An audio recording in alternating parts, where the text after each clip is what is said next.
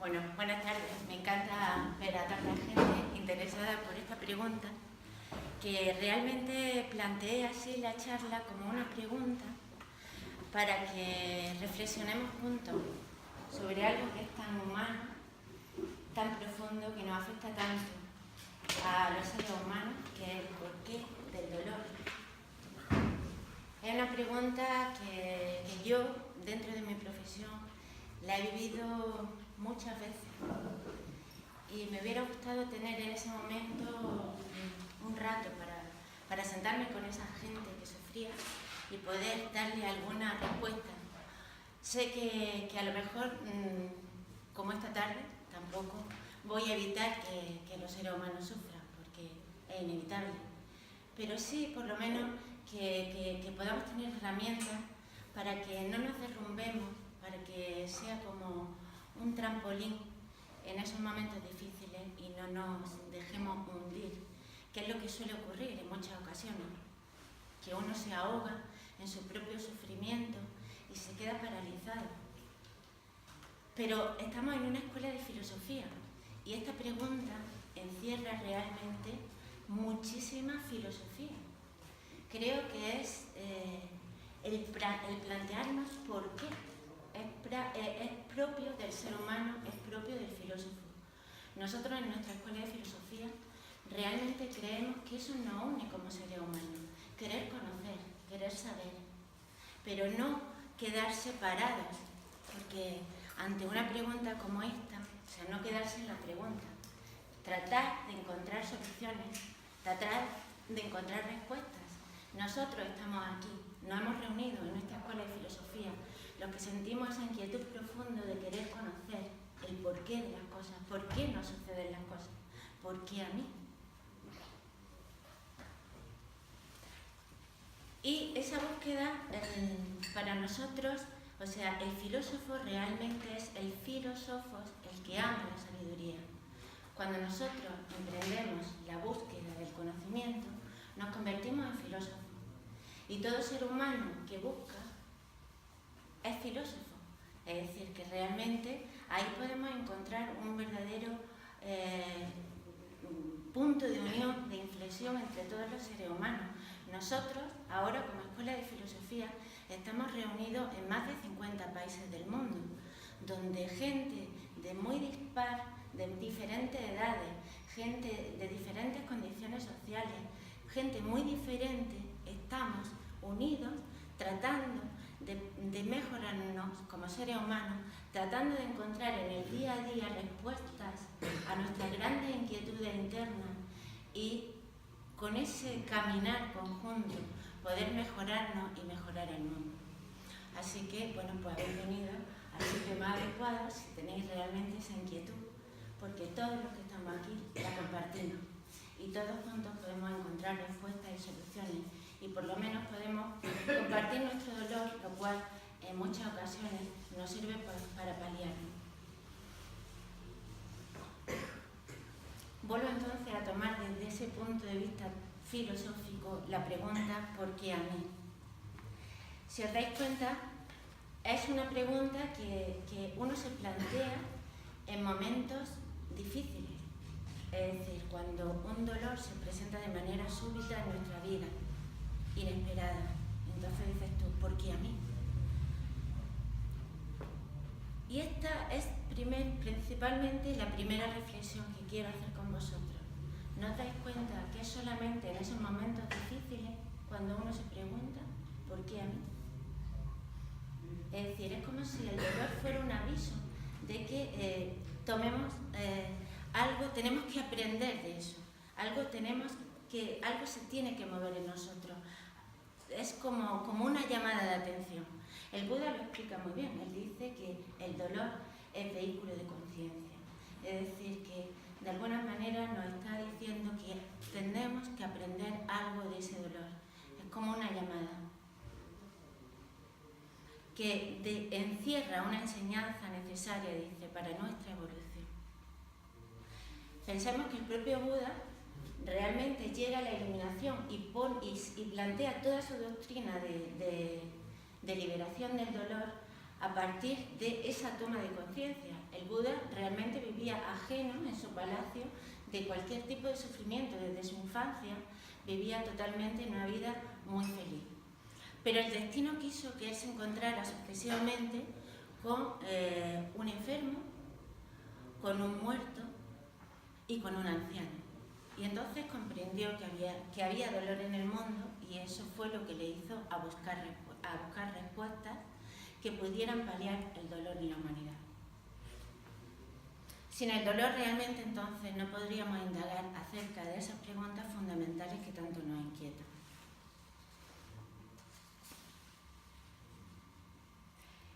Pero luego a continuación, la siguiente reflexión que hago es, bueno, ¿por qué a mí? No solamente por qué a mí. Sé que esto muchas veces nos lo han dicho, ¿no? Que, bueno, no es consuelo para nosotros, ¿no? Que sufra todo el mundo, que en todos, de alguna manera, pues suframos. Eso no nos consuela, pero sí es cierto. El Buda tiene una enseñanza que se llama el grano de mostaza, donde nos hace reconocer de alguna manera, un poco de agua porque me quedo así,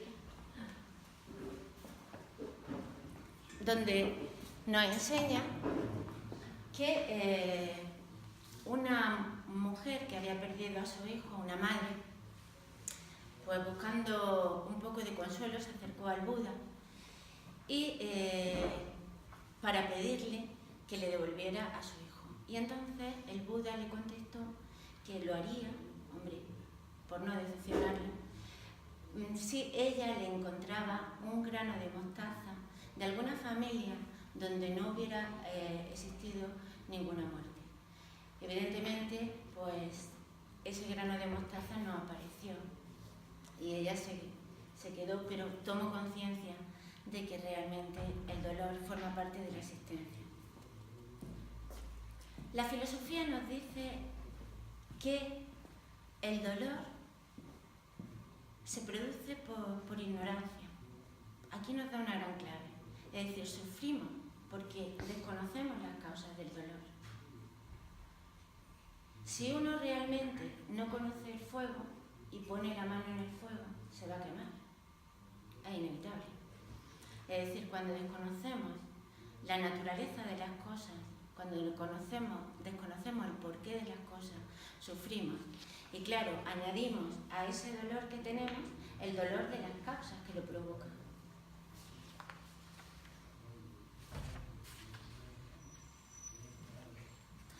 Pero también quiero reflexionar con vosotros porque hay muchas formas de dolor.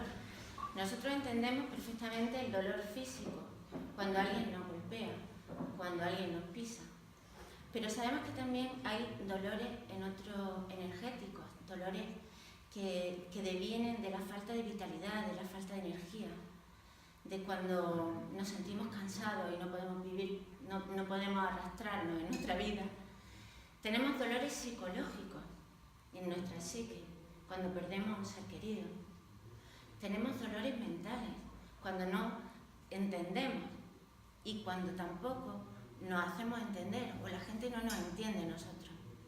Y tenemos dolores espirituales, porque tenemos añoranza de un mundo bello, justo, bueno, es decir, tenemos añoranza de eternidad, tenemos como ese anhelo y esa nostalgia de un mundo perdido, un mundo ideal. Es decir, que el primer desconocimiento que tenemos y la primera pregunta que tenemos que hacernos es si realmente nos conocemos. Porque probablemente, como dice el Buda, muchos de los dolores que padecemos es justamente por el desconocimiento de nosotros mismos, porque no sabemos quiénes somos.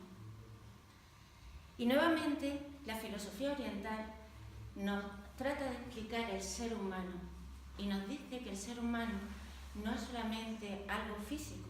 Realmente nosotros no nos definimos por esta apariencia física, no nos definimos por ser altos, por ser bajos, por ser morenos. Realmente nos definimos por otras cosas mucho más internas. Y entonces ellos, siguiendo una clave sextenaria, pensamos por un lado que la clave sextenaria se repite mucho en el universo, porque son 7 los colores del arco iris, 7 los días de la semana. Es decir, que el 7 es como un número muy presente en la naturaleza. Y ellos nos hablan que el ser humano también participa de ese escenario tan repetido en nuestra naturaleza. Entonces, tendríamos, a modo diferentes cuerpos. Lo que nosotros, el ser humano, estaría entonces constituido, lo voy a dibujar así, por un cuerpo físico, al que ellos llaman Stula Sarira en sánscrito. Sarira es cuerpo y Stula es algo que se puede golpear, es algo denso, ¿no? Es decir, que nosotros tenemos una parte física que es la que todos observamos y que vemos. Pero hay algo que nos diferencia de un ser vivo y un ser muerto. Porque el ser muerto, o sea, el ser vivo tiene calor, tiene color, tiene vitalidad. Y un muerto sabemos que está pálido, todos sabemos lo que es, ¿no? Ha perdido su color, su calor, es decir, su vitalidad.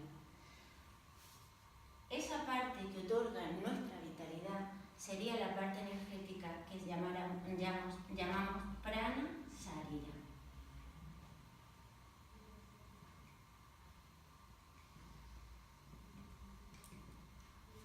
Además, poseemos un mundo de sentimientos, desde pasiones, emociones, sentimientos profundos.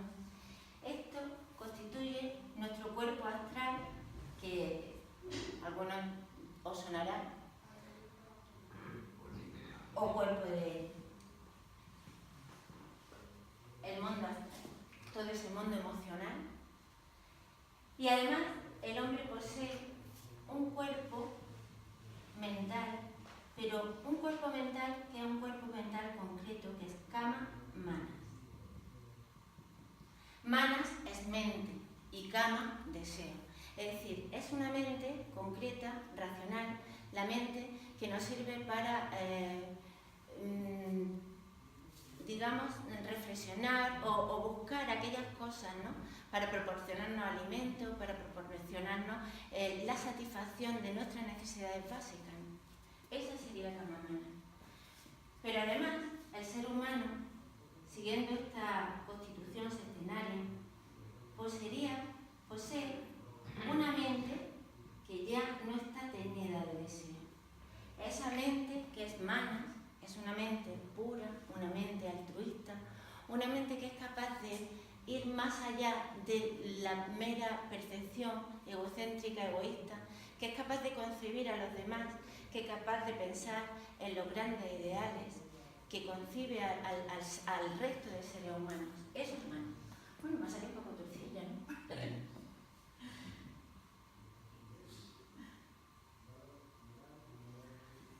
Pues el hombre, además, a partir de aquí, como comprenderéis, estamos hablando desde los cuerpos más densos a los cuerpos más sutiles. Y como pasa con todas las cosas concretas no es muy fácil de definir y de describir. Pero conforme nos vamos elevando y las cosas se van haciendo más sutiles, ya nos fallan un poco los elementos, las palabras para definir esa sutileza, esos cuerpos más sutiles. Pero bueno, le llamamos buddhi.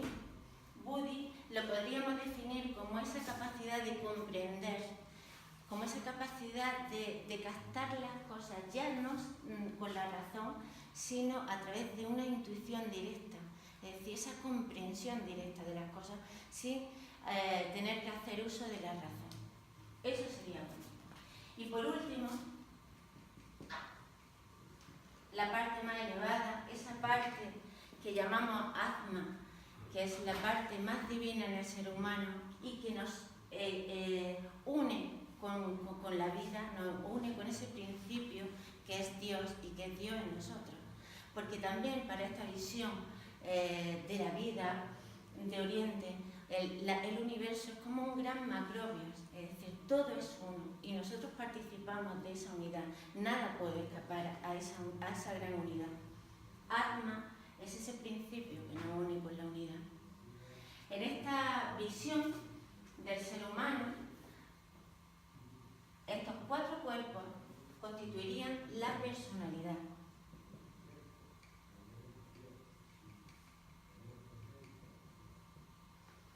personalidad en realidad viene de persona, quiere decir máscara. Y los tres cuerpos superiores constituyen el individuo. Es decir, la parte que no se puede dividir, lo que realmente somos.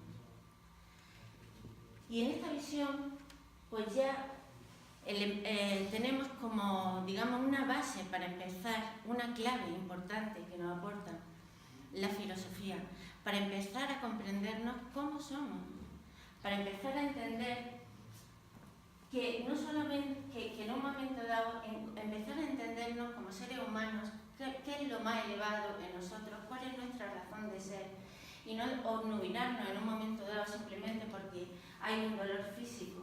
Empezar a poner orden en esa personalidad que nosotros somos para poder llegar cada día más allá en ese movimiento de la evolución, porque evidentemente nosotros tenemos todos estos cuerpos muy concretos y muy presentes, pero apenas si rozamos esa parte más indivisa en el ser humano y esa parte que constituye nuestra espiritualidad.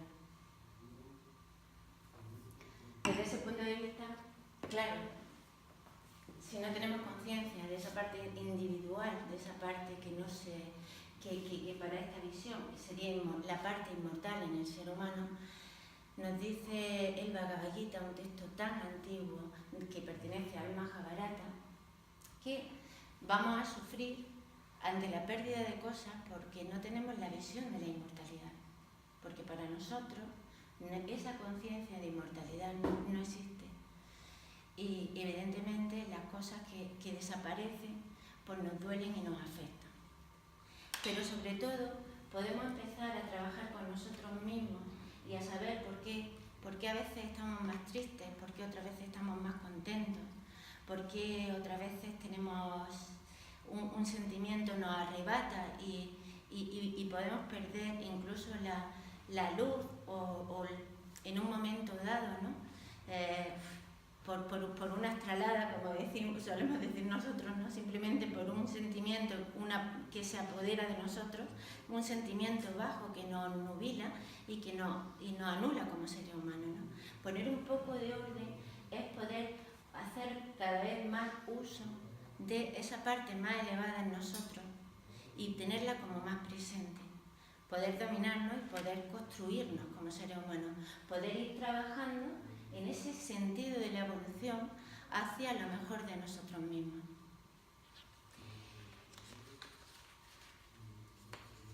Y siguiendo con la reflexión, bueno, pues esto es lo que aportamos, ¿no?, acerca de ir quitando velos en esa ignorancia de lo que somos nosotros mismos. Pero también, siguiendo con la reflexión del dolor, lo siguiente que se nos plantea es, en la filosofía, es que el dolor, por otro lado, también es como un signo, es un aviso. Pensemos, por ejemplo, en el dolor físico. Cuando una muela nos duele, pues nos está avisando de que algo funciona mal. Si realmente no le hiciéramos caso, llegaríamos a tener una infección y podríamos morir. O sea que de alguna forma tampoco hay que ver el dolor como algo que sea terrible, en el sentido de que tenemos que reflexionar sobre qué nos quiere decir, porque algo nos está diciendo, algo está funcionando mal. Y algo desconocemos, no solamente de nosotros mismos, sino también, una vez más, de las grandes leyes del universo, de las grandes leyes de la vida. Esta reflexión me empuja nuevamente a decir, si el dolor existe en el mundo, si hay dolor en el mundo, ¿esto qué razón de ser tiene? Porque es producto de una casualidad, es producto de un Dios maléfico que ha hecho que tengamos que sufrir. Uno realmente, a través del dolor, va ahondando en la profundidad de las cuestiones, y no sé si os ha pasado, pero cuando uno haga esa pregunta termina reflexionando sobre estos grandes interrogantes. ¿Qué sentido tiene todo esto? Si es que lo tiene. ¿Por qué sufrimos? ¿Por qué unos nacen en unas condiciones tan favorables y otros en unas condiciones tan desfavorables? ¿Qué razón tiene todo eso?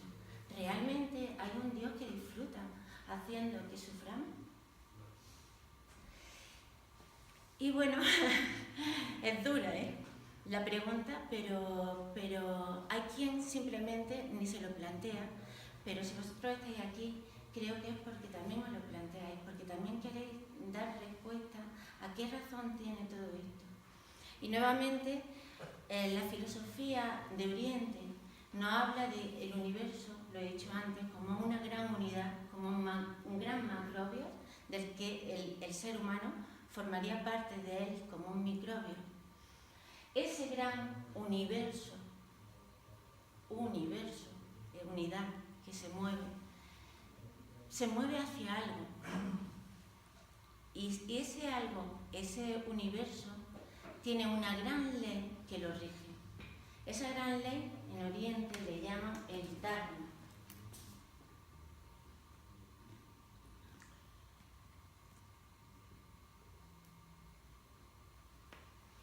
Todo camina hacia algo. Todo viene de algo y va hacia algo. Todo tiene una razón de ser, tiene un sendero, tiene un camino. El Dharma, como la gran ley, es Dharma, de donde derivan todas las demás leyes de la naturaleza. Pero el ser humano también tiene su Dharma. Todo cuanto existe tiene su Dharma. Ese Dharma es el sendero, el sentido que sigue el camino de la evolución. Es la razón de ser de todo cuanto existe. Todo lo que existe, existe por su Dharma.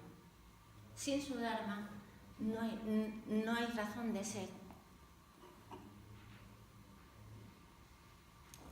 El Dharma entonces nos está hablando de un sendero, de un camino, de que hay un camino de evolución, de que hay un sendero por el que tenemos que transitar. Y ese sendero se manifiesta a través de un continuo devenir, porque el ser, ¿cómo se manifiesta? ¿Cómo se manifiesta la vida? Se manifiesta a través del permanente devenir, a través de un permanente movimiento. Y ese permanente movimiento es un impulso que genera una acción y que a su vez va a dar lugar a un efecto. Ese encadenamiento que supone acción y reacción, o acción y efecto,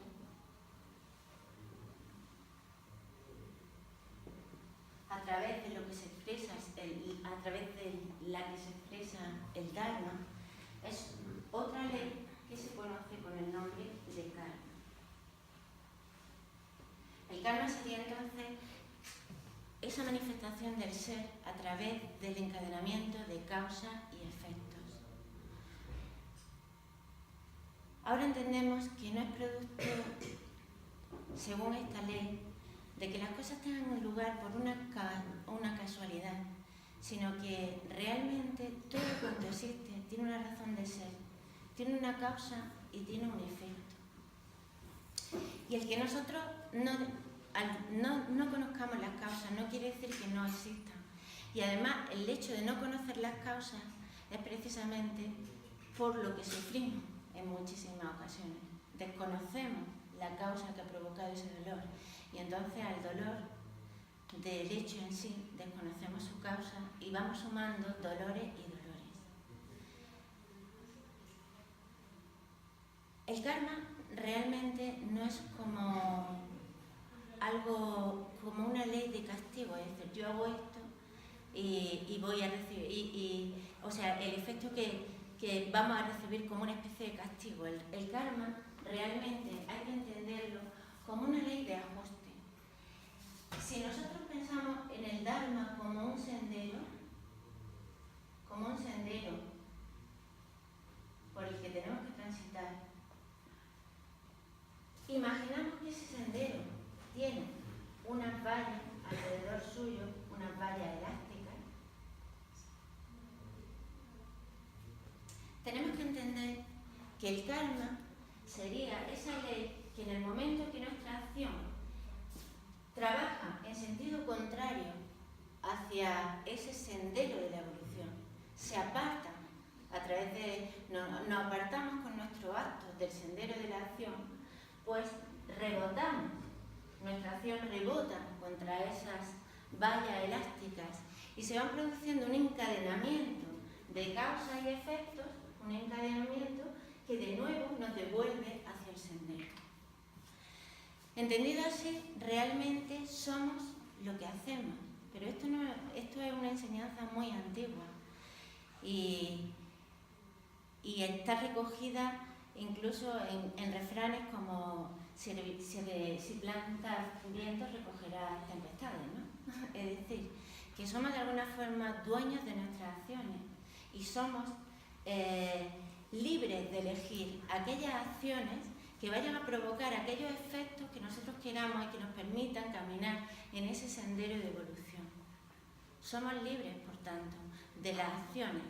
Si siembras buenas acciones, recogerás buenas acciones. Si siembras buenos pensamientos, ya no solamente en el campo de la acción, porque nos olvidamos que hay pensamientos, hay sentimientos, hay ideas. Todo tiene su impacto, porque son formas de energía que tienen su impulso y que tienen su efecto. No veamos solamente el campo de la acción, ¿no? El de lo concreto, porque hay cosas sutiles. Tendremos que pensar también en cómo utilizamos nuestra mente, cómo utilizamos nuestros sentimientos, cómo trabajamos en esos otros aspectos más sutiles. Bueno, no sé si se entiende un poco esta ley del karma, pero ellos dicen que, claro, este encadenamiento de causa y efecto nos llevaría a, como hemos visto en el ser humano, hay una parte inmortal y una parte mortal. Y el encadenamiento de causa y efectos nos llevaría de nuevo en esa rueda que ellos llaman del samsara, nos traería de nuevo a la vida, porque ¿qué es lo que nos traería a la vida? Nos traería a la vida esa parte inmortal en el ser humano que se revestiría de nuevo de una personalidad diferente. Y el ser humano vendría de nuevo a la vida por esa gran ley de causa y efecto a recoger las acciones, los efectos de aquellas acciones que él engendró.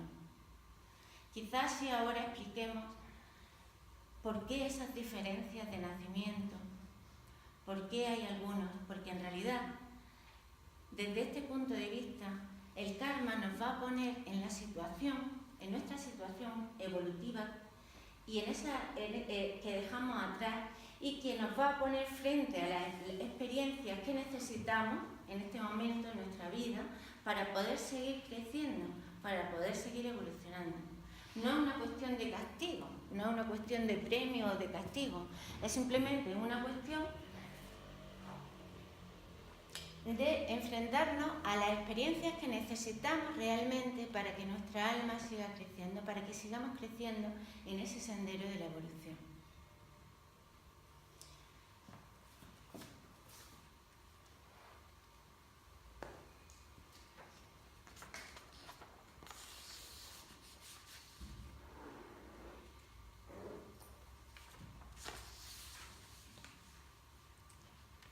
La reencarnación yo creo que en muchas ocasiones ha sido mal entendida, porque algunos hablan de reencarnación como que uno puede encarnar en un animal, como si hubiera retroceso en la vida, y eso hay que entender que la evolución camina hacia un punto, nunca hay retroceso.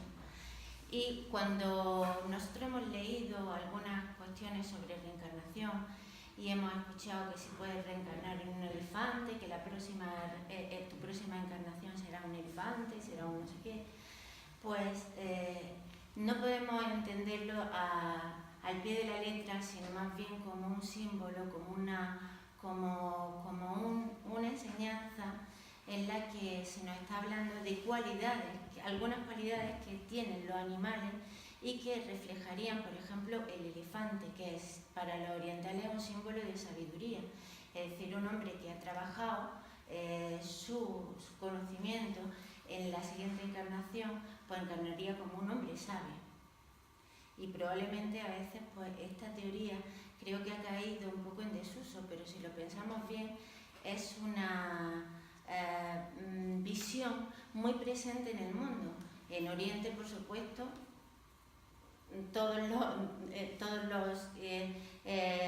hay una gran población que la sigue y que para ellos no es una cuestión de fe, sino una vivencia real.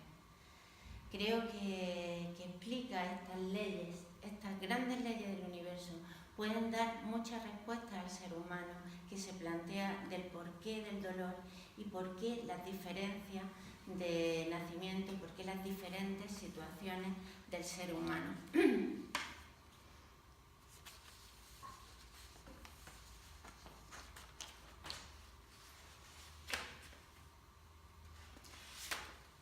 Hay una psicóloga norteamericana, Robin Norwood, que no, bueno, seguro que no se pronuncia así, no dime, que algunos lo conoceréis, que escribió el libro Las mujeres que aman demasiado, y que es una gran psicóloga, es una terapeuta. Y dice ella, hablando de este tema del dolor, precisamente tiene un libro que se llama ¿Por qué a mí? Y he recogido, porque ella en sus experiencias con personas que se han encontrado ante situaciones muy dolorosas, también ha entendido, comparte esta idea respecto a las grandes leyes del universo y del ser humano. Me ha sorprendido encontrármela, ¿no?, como muy afín a todo esto. Y dice ella, hablando del karma, que el alma no nos da alternativa, sabe lo que necesitamos experimentar y diseña nuestros cuerpos físico, emocional y mental, que juntos conformarán nuestra siguiente vida, para experimentar lo que nosotros necesitamos y liberarla de las cadenas del lamento, recuperando la energía para iniciar nuevas vías. Bueno, son muchos conceptos, no sé si ahora quiero en el coloquio que profundicemos sobre todo esto y que vosotros también aportéis algo, pero me gustaría terminar con una visión que aporta la filosofía estoica y que ellos hacen respecto al dolor, nos aportan una visión desde el punto de vista moral. Para el estoicismo, realmente las cosas son, en realidad, los hechos dolorosos, digamos, no son los que originan el dolor, sino que en todo hecho doloroso el tema está en cómo impacta en nuestra psique, cómo impacta en nuestras emociones. Y eso es fácil de comprender porque pensemos en un hecho tan doloroso como la muerte de un ser. Para mucha gente, después de haber sido una larga enfermedad, muchos de sus familiares conciben que realmente la muerte ha sido una liberación y ven realmente esa muerte como algo que libera al ser humano de su sufrimiento. En cambio, para otros la pérdida de un ser querido es terrible, ¿no?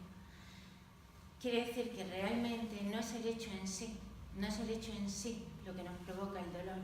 Para esta visión del estoicismo no es lo que nos impacta, sino cómo nosotros, cómo lo procesamos, cómo lo vivimos, cómo permitimos que eso nos afecte. Es decir, padecemos el dolor. ¿Cómo padecemos el dolor? Y ellos nos dicen que las cosas son de dos naturalezas, las que dependen de nosotros y las que no dependen de nosotros. Y que, evidentemente, para ahorrarnos sufrimiento, deberíamos de preocuparnos de aquellas cosas que realmente dependen de nosotros. Para el ideal del estoicismo, el ideal del sabio, estaría en un estado de dominio, de concentración en el propio ser, un estado que ellos llaman de ataraxia. un estado de no afectación, de no confusión de nuestro propio ser interior, de lo que realmente somos, con las cosas que padecemos. Yo creo que es un poco lo que trabaja ahora esta visión del mindfulness, ¿no? Pero estamos hablando de una visión, imaginaros, ¿no?, tan antigua. No es nada nuevo, no hay nada nuevo bajo el sol. Buscar ese ideal, ese contacto interior con nosotros, esa quietud del alma, esa armonía interior, que no nos permita salir de nuestro centro, que nos permita estar en armonía y no padecer las cosas que nos impactan. Ese sería el ideal del sabio para la filosofía estoica. Y quería terminar entonces con una frase del gran filósofo estoico, emperador Marco Aurelio, que dice que una vida feliz es encadenar una obra buena con otra mejor, sin dejar el más mínimo intervalo entre ninguna de las acciones buenas. Porque no me gustaría terminar con dolor, me gustaría terminar con felicidad. Me gustaría terminar diciendo que podemos ser felices realmente y que en nuestra mano está elegir aquellas acciones que nos permitan ser felices, poder elegir la forma en que queremos vivir. Y una gran enseñanza es elegir esas acciones buenas, porque también en esta enseñanza oriental del karma nos dice que la manera de romper ese encadenamiento de acciones es a través de la acción por deber, es decir, por el karma yoga. El karma yoga, que es actuar con amor, es decir, actuar sin esperar el efecto de nuestras acciones, porque eso es realmente para esta filosofía oriental lo que nos encadena a querer experimentar continuamente ese efecto. O sea, seguimos atados, amamos porque nos amen, trabajamos porque queremos cobrar, continuamente estamos atándonos al efecto de nuestras causas, y eso es lo que nos encadena permanentemente a la rueda de las encarnaciones. Liberémonos, elijamos por nuestras acciones las que queramos y seamos felices, sabiendo que podemos lograr esa quietud interior. Y ahora sí que me gustaría abrir un poco de coloquio, porque creo que en poco tiempo se han lanzado muchísimas cosas muy profundas y quizás podríamos entre todos pues reflexionar más sobre este tema. Sí. Muchas gracias, Gonzalo. Te quería preguntar si esta clasificación de los cuerpos que has escrito ahí es budista o es budista. Sí, bueno, esta visión sí, la recogemos de Oriente, pero también los egipcios hablan de una visión sextenaria en el ser humano. Pero de Oriente es muy... Sí, bueno, es del hinduismo y el budismo, sí. Pero, es decir, es una forma de entender al ser humano como que no es solamente un aspecto físico, sino que el ser humano es una unidad compleja, con distintos planos de vibración. Pero no solamente una visión propia de Oriente, porque nosotros también en Occidente, en Grecia, se nos habla del ser humano como compuesto de cuerpo, psique y nous. Y los cristianos también hablan de cuerpo, alma y espíritu.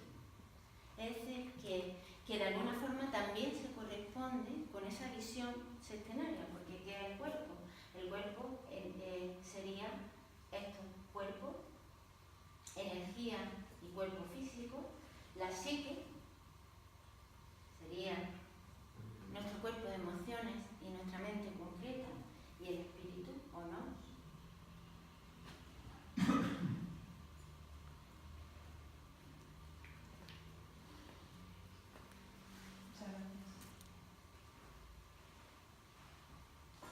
¿Tenéis alguna pregunta? Os veo muy callado. José Antonio, no me creo que no vaya a preguntar. Pues no, dando vueltas, pero no tengo ninguna duda, vamos, todo lo que has explicado. Sí. Bueno, me alegro que hayas podido entender esto. Si no eres cómoda, yo tengo otra pregunta.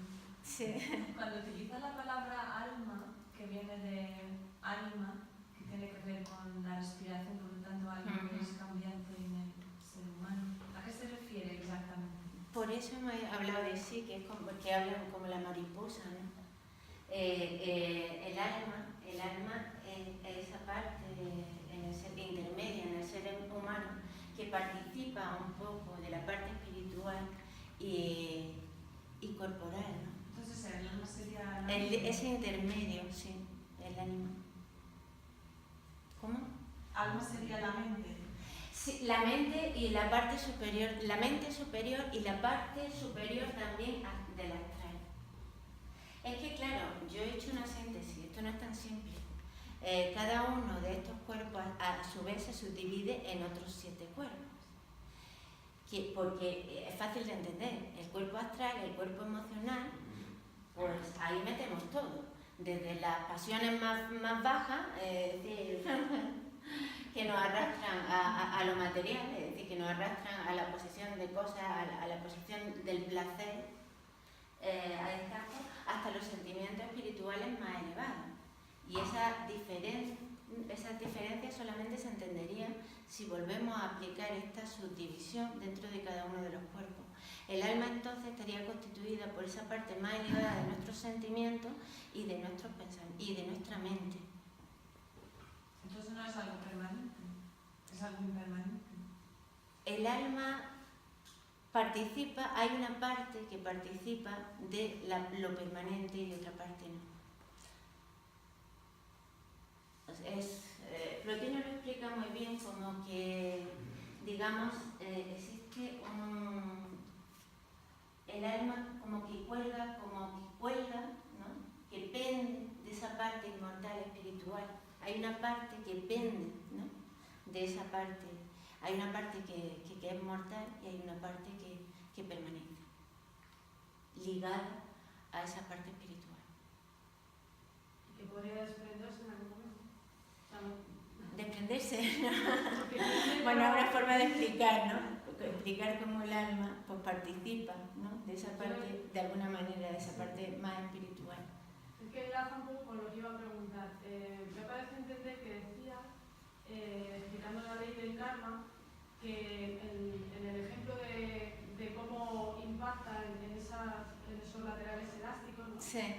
Que golpea y en algún momento lo devuelve al camino, al Dharma. Sí, sí. Entonces, de acuerdo a esto, no hay posibilidad de involucionar. Siempre hay una fuerza que nos impele hacia la evolución. Siempre hay una fuerza, efectivamente, siempre hay una fuerza que nos impera hacia la evolución.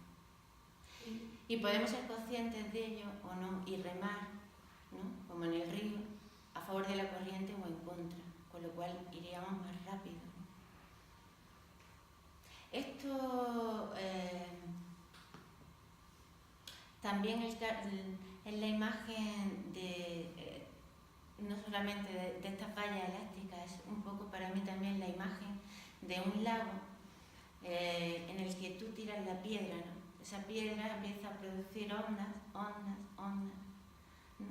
Es inevitable, o sea, hay un impulso que altera la armonía, y esa armonía va generando una serie de ondas que van explosionando hasta que se agota la causa que provocó ese impacto. Y ese desencadenamiento hasta que vuelve de nuevo la armonía. Lo que pasa es que se van produciendo tantas, ¿no? Y se van interrelacionando entre ellas. Sí, efectivamente. Porque la vida es una. Y no solo, bueno, aquí no podríamos seguir hablando de muchísimas más cosas, porque hemos hablado a nivel muy general. Pero el karma, puesto que todo está relacionado, no solamente personal, podríamos hablar de un karma colectivo, podríamos hablar de un karma de la nación, podríamos hablar de un karma de la humanidad en general. Vemos que hay muchas cosas que afectan a conjuntos de seres humanos, no solamente a nosotros. Esto hoy también pienso que no es nuevo, porque la física de alguna forma lo recoge. Cuando nos habla del efecto mariposa o la teoría del caos, que trata de explicar de manera matemática, ¿no? Cómo se enlazan los procesos. Y el efecto mariposa, ¿no? Que es como el aleteo de una mariposa en un sitio, lo conocéis, ¿no? Puede provocar un gran tsunami, porque todo está relacionado. Y esta visión pienso que nos aporta mucho, porque como seres humanos, si entendemos también la relación entre todos, yo creo que nos haría mejores personas, más comprensivos con el resto de cosas que más ecologistas, más respetuosos con los demás, más humanos en definitiva, más compasivos. En la reencarnación, la personalidad que se adquiere cuando se reencarna, el individuo está configurado de acuerdo con el karma que le ha llevado a esa reencarnación, ¿no? No sé si lo estoy explicando, ¿no? O sea es que uno viene empujado para recoger el fruto de esas acciones. Entonces, no la recibe de golpe. No, pero bueno, yo me he reencarnado y tengo una configuración o una personalidad. Esa personalidad viene dada por un karma, ¿no? Un karma que no es mío, que es un karma anterior. No es tuyo.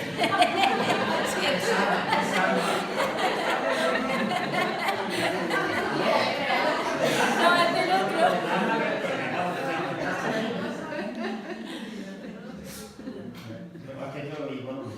Ya. En la reencarnación un alma que entra en un cuerpo. Sí, es un alma que entra en mi cuerpo. Pero ese cuerpo bueno, que entra. Bueno, que se reviste de una personalidad. Sí. Y entonces, de el alma y el cuerpo adquieren una configuración, una personalidad, ¿no?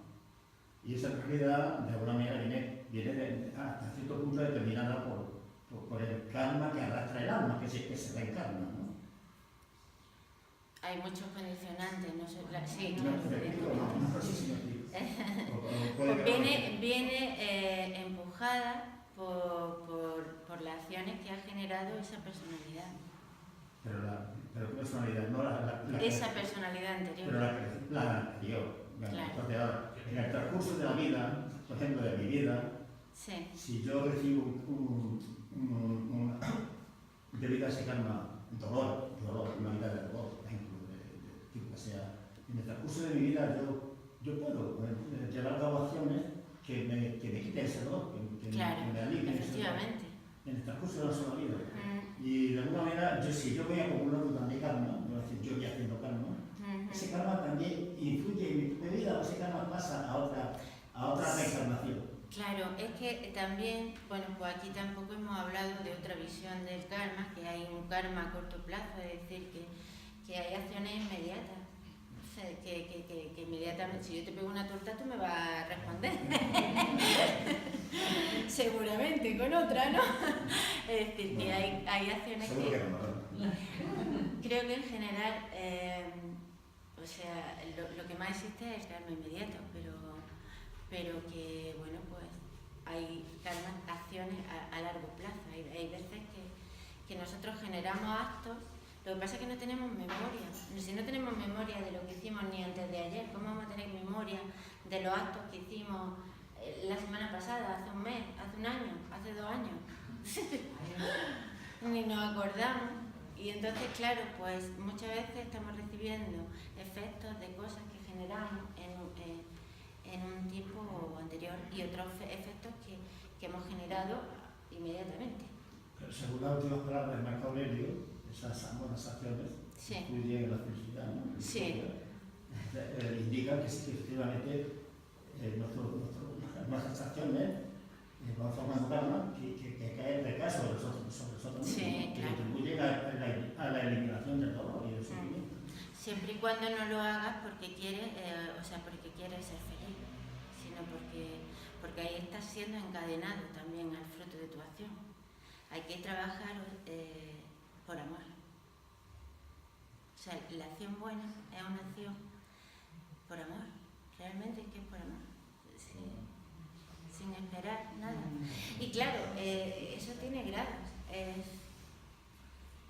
Es ir liberándose cada vez más del egoísmo. Bueno, Bueno, no sé qué hora es, son las 9 y yo antes de terminar, bueno, pues quiero invitaros a la presentación de nuestro curso de filosofía. Todos estos son temas fundamentales que tratamos en nuestro curso de filosofía y que concretamente vamos a iniciarlo el martes próximo a las 8 de la tarde. Iniciaremos... ¿No? ¿El martes próximo? Ah, perdón, esto está como otro martes. Sí, el día 26. Pensaba que era martes, sí. El lunes 26. Si estáis interesados, pues iniciaremos ahí este curso de filosofía. Un aplauso a...